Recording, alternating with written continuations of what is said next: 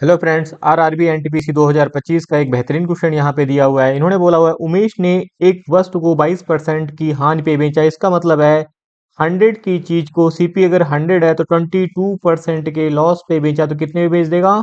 78 पे बेच दिया। इन्होंने बोला यदि उसने 5% कम में खरीदा होता, इसका मतलब 5% कम में खरीदने का मतलब इसे 95 में खरीदा होता तो उसे 935 रुपए अधिक में बेचा होता, तो इसका मतलब इससे कितने रुपए ज्यादा में बेचा होता? 935 रुपए ज्यादा में बेचा होता तो इसे 15% का प्रॉफिट होता। तो इसका मतलब इसका 15% का इसमें प्रॉफिट में बेचा जाता, तो इसका मतलब 95 का 15%, 15×5 = 75, 15×9 = 135, 7 142 का इसका मतलब है 14.25 की प्रॉफिट पे अगर हम इसे बेचते तो कितना होगा? 95 प्लस 14.25, 95×10 = 105, 4.25 109.25 पे इसे हम बेचते तो देखो भाई कितना ज्यादा इससे होता है यहाँ पे। अब यहाँ पे देखो भाई इसका डिफरेंस लोगे तो 109.25 में 78 माइनस करोगे तो कितना आएगा?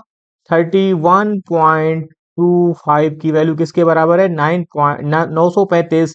तो हमें मालूम है 6.25% किसके बराबर होता है? 1/16।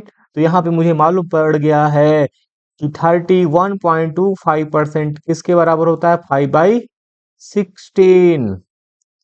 तो देखो यहाँ पे 5/16 की वैल्यू मेरे पास कितनी है? यहाँ पे 935। अगर मैं 5 से इसे मैं डिवाइड करूंगा तो 5 एकम 5, 1 40, 5 सते 35। तो 1 यूनिट की वैल्यू देखो यहाँ पे क्या आएगी? 187 मल्टीप्लाई 16 करोगे तो 6 का मल्टीप्लाई 7 से करेंगे तो आखिरी का जो यूनिट डिजिट होगा 2 होगा। ऑप्शन ए में ही ऐसी चीज दी हुई है जिसमें यूनिट डिजिट 2 है। ऑप्शन 2 इज द करेक्ट है।